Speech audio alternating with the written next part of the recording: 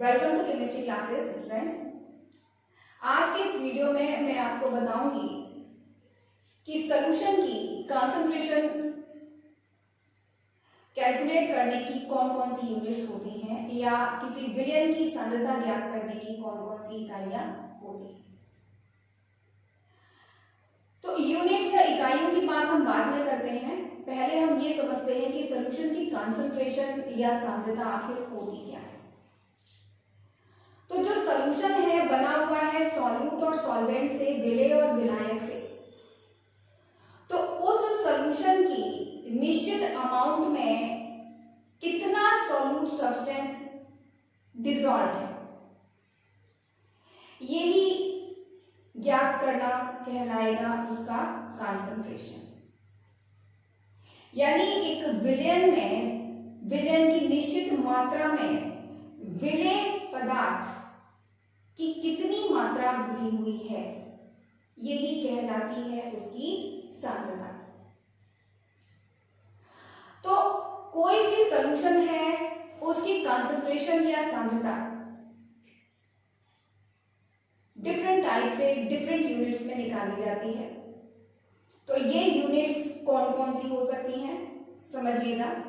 ये यूनिट्स हो सकती हैं नंबर 1 मास percentage,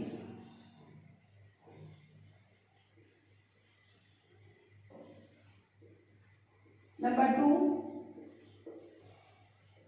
volume percentage,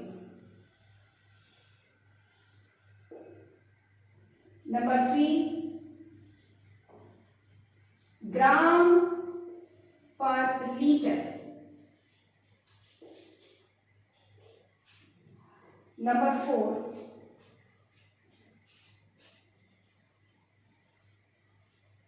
molarity, number 5 normality. Molarity को डिनोट किया जाता है कैपिटल एम से, नॉर्मेलिटी को डिनोट करते हैं कैपिटल एन से। नंबर 6 मोलैरिटी, इसको डिनोट करते हैं स्मॉल एम से। Number 7 molar fraction,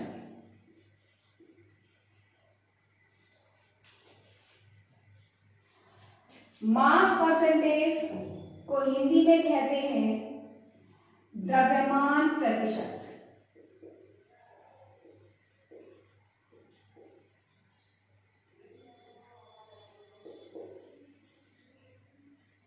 volume percentage आयतन प्रतिशत।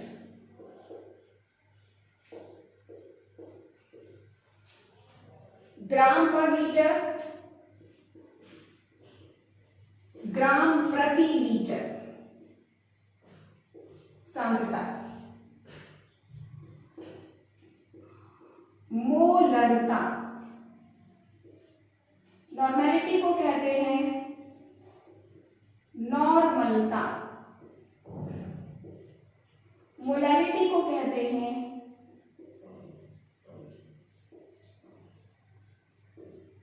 मोलरता और मोलर फ्रैक्शन को कहते हैं मोलर प्रभाज या मोलर अंश, कोई भी शब्द यूज कर सकते हैं। तो सॉल्यूशन की कंसंट्रेशन कैलकुलेट करने की या डिटरमाइन करने की ये यूनिट्स होती है। अब इन यूनिट्स के बारे में हम एक एक करके बात करेंगे। तो सबसे पहले हम बात करते हैं मास परसेंटेज की।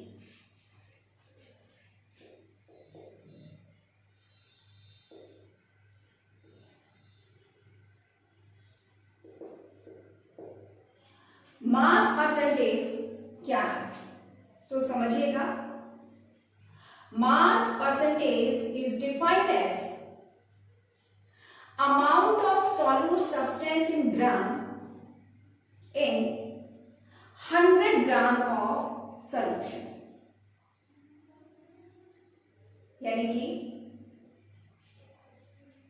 100 ग्राम विलयन में विलेय पदार्थ की ग्राम में मात्रा कहलाती है उस विलयन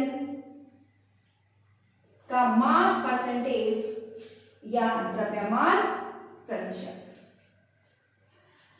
अब इसके लिए जो फॉर्मूला यूज होता है तो वो क्या है? तो मास परसेंटेज इक्वल होता है mass of solute in gram upon mass of solution in gram, और यहां मल्टीप्लाइड बाय 100। फिर से समझिएगा, mass percentage equal mass of solute in gram into 100 upon mass of solution in gram, या हिंदी में हम कहें तो द्रव्यमान प्रतिशत इक्वल होगा विलेय का द्रव्यमान ग्राम में अपॉन विलायक का द्रव्यमान ग्राम में इंटू 100। ये फॉर्मूला है मास परसेंटेज या आयतन प्रतिशत का। अब जैसे समझिएगा एक एग्जांपल से कि एक सॉल्यूशन है NaCl का और 10% है, 10% सॉल्यूशन है NaCl का, और वो कैसा है? मास परसेंटेज में है। मास परसेंटेज को W/W से शो करते हैं, यानी कि दोनों का मास है, वेट/वेट, वेट/वेट। तो 10% सॉल्यूशन NaCl का मतलब ये है कि यहां पर NaCl का 100 ग्राम सॉल्यूशन है,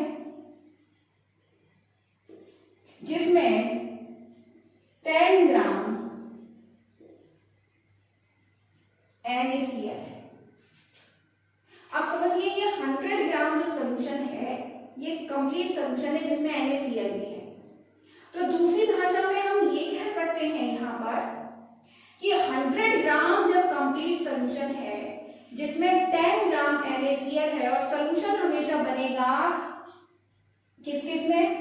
NaCl और वाटर में। तो हम यहां पर कह सकते हैं कि जब NaCl है यहां पर 10 ग्राम, तो वाटर यहां पर होगा 90 ग्राम, तब जाकर 100 ग्राम सॉल्यूशन बनेगा। तो 10% NaCl का जो सॉल्यूशन है उसमें अगर हम मास परसेंटेज की बात करें तो हम कहेंगे कि उस सॉल्यूशन में 10 ग्राम NaCl है और 90 ग्राम वाटर है। तो उस कंडीशन में इन दोनों से मिलकर 100 ग्राम सॉल्यूशन बन गया, और उस 100 ग्राम सॉल्यूशन में क्योंकि NaCl है 10 ग्राम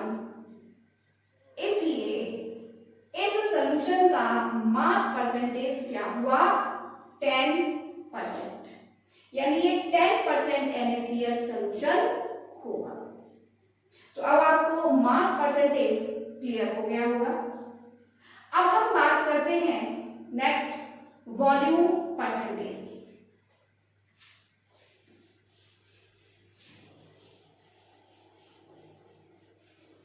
वॉल्यूम परसेंटेज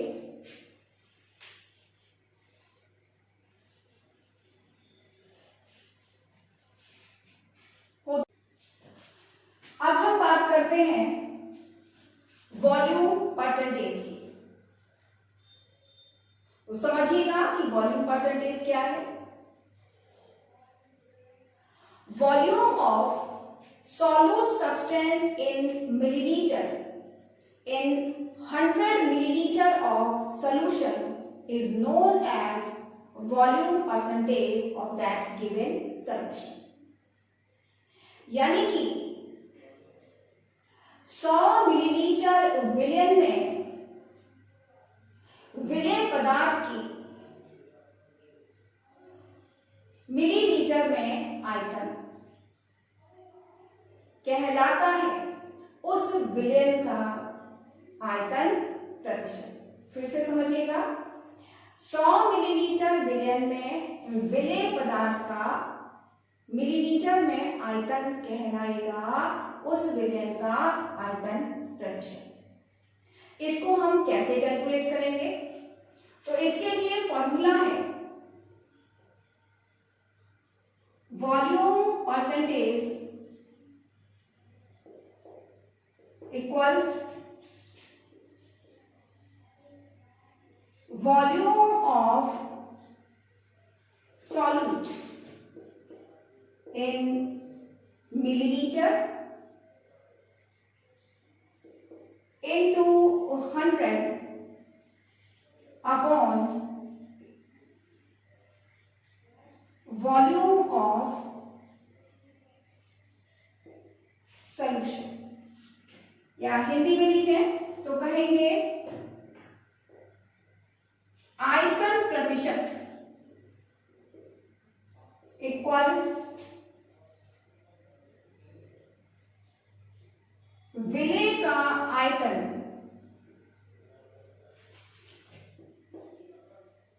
मिलीलीटर में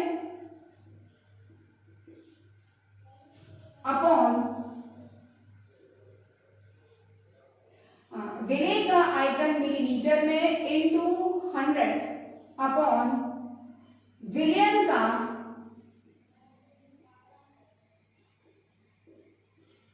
आयतन मिलीलीटर।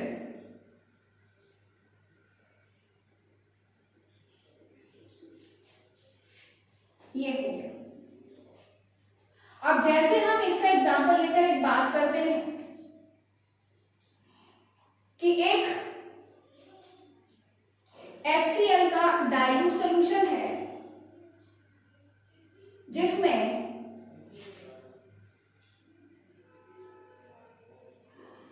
40%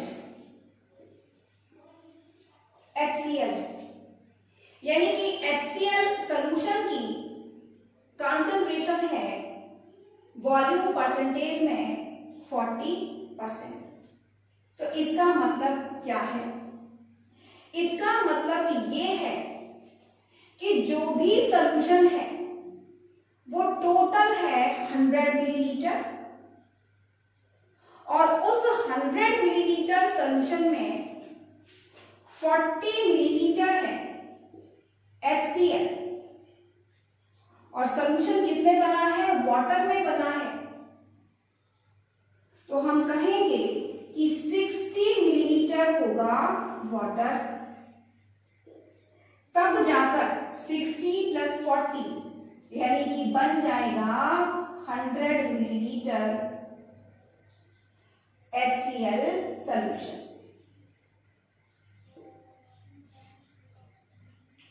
अब क्योंकि इस 100 मिलीलीटर HCl सॉल्यूशन में HCl का प्योर HCl का आयतन है, वॉल्यूम है 40 मिलीलीटर, इसलिए इस सॉल्यूशन का वॉल्यूम परसेंटेज होगा 40%।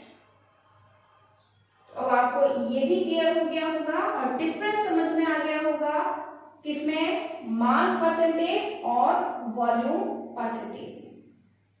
अब हम बात करते हैं ग्राम पर लीटर कंसंट्रेशन या ग्राम प्रति लीटर सांद्रता की। तो ग्राम प्रति लीटर सांद्रता या ग्राम पर लीटर कंसंट्रेशन क्या होती है, समझिएगा। Amount of solute substance in gram in 1 liter solution is known as gram per liter concentration of that solution। यानी कि किसी विलयन के 1 लीटर में विलय पदार्थ की ग्राम में मात्रा उस विलयन की ग्राम प्रति लीटर सांद्रता कहलाती है। यानी कि 1 लीटर विलयन में विलय पदार्थ का जितने ग्राम घुला होगा वो ही उसकी ग्राम प्रति लीटर सांद्रता होगी। तो ग्राम पर लीटर कंसंट्रेशन निकालने के लिए क्या फॉर्मूला होगा, समझिएगा।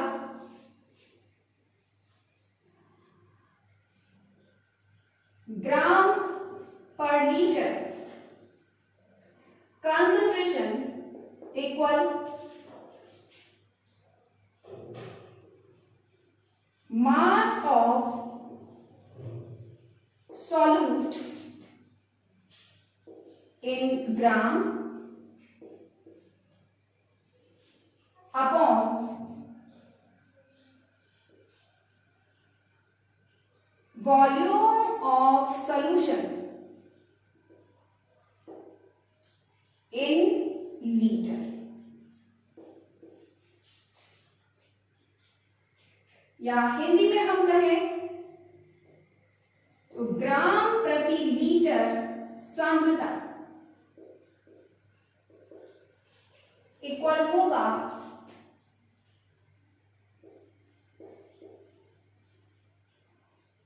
विलय का द्रव्यमान ग्राम में अपॉन विलयन का आयतन लीटर में। ये फॉर्मूला हो जाता है। लेकिन कभी कभी जो न्यूमेरिकल्स आते हैं उनमें लीटर की जगह पर मिलीलीटर लिखकर आ जाता है, लेकिन जो ग्राम पर लीटर कंसंट्रेशन है वो तो लीटर में ही निकालनी है। तो यदि न्यूमेरिकल में सॉल्यूशन का वॉल्यूम मिलीलीटर में दिया है तो उसको हम लीटर में चेंज करते हैं, और जब लीटर में चेंज करेंगे तो उस कंडीशन में हमें क्या करना पड़ेगा, जो न्यूमरेटर है या अंश है उसको 1000 से मल्टीप्लाई करना पड़ेगा। कैसे, यानी अगर वॉल्यूम दिया हुआ है यहां पर मिलीलीटर में, यानी लीटर की जगह हम यहां क्या लिख दें, इन मिलीलीटर, तब क्या करना पड़ेगा, ऊपर यानी कि न्यूमरेटर में मल्टीप्लाई करना पड़ेगा 1000 से, यानी कि यहां अंश में गुणा करना पड़ेगा 1000 से। कब, जब यहां पर दिया होगा आयतन मिलीलीटर। तो ये आपको ध्यान रखना है कि जो सॉल्यूशन या विलयन दिया हुआ है उसका वॉल्यूम किस में है, लीटर में दिया हुआ है या मिलीलीटर में दिया हुआ है, उसी के अकॉर्डिंग आपको फॉर्मूला लगाना होगा। अब जैसे हम एक एग्जांपल लेते हैं कि 1 लीटर विलयन में जो NaCl है इसका 10 ग्राम घुला हुआ है, तो हम क्या कहेंगे, ग्राम पर लीटर कंसंट्रेशन इस विलयन की, इस सॉल्यूशन की क्या होगी, तब इस सॉल्यूशन की ग्राम पर लीटर कंसंट्रेशन होगी 10 ग्राम पर लीटर, 10 ग्राम पर लीटर। इसी तरह से यदि दिया गया है कि 2 लीटर में NaCl का 10 ग्राम डिसॉल्व है,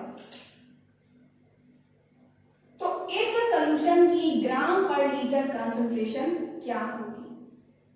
हम ये फॉर्मूला लगा दें लीटर वाला, क्योंकि लीटर में दिया हुआ है, यहां पर 1000 से मल्टीप्लाई नहीं करना। तो उस कंडीशन में सॉल्यूट का मास कितना है, 10, मास of solute in gram 10 upon volume of solution कितना है, 2 अपॉन 2 यानी कि 5, यानी कि आ जाएगा 5 ग्राम पर लीटर। तो ऐसे सॉल्यूशन की ग्राम पर लीटर कंसंट्रेशन होगी 5 ग्राम पर लीटर। तो अब आपको यहां समझ में आ गया होगा कि ग्राम पर लीटर कंसंट्रेशन क्या है, यानी 1 लीटर सॉल्यूशन में सॉल्यूट सब्सटेंस का कितने ग्राम घुला हुआ है, डिसॉल्व है, वही अमाउंट कहलाता है ग्राम पर लीटर कंसंट्रेशन। तो अब आपको ये तीनों समझ में आ गए होंगे, mass percentage, volume percentage and gram per litre concentration. तो आज के वीडियो में बस इतना ही। नेक्स्ट वीडियो में हम बात करेंगे मोलैरिटी, नॉर्मेलिटी, मोलैरिटी और मोलर फ्रैक्शन के बारे में।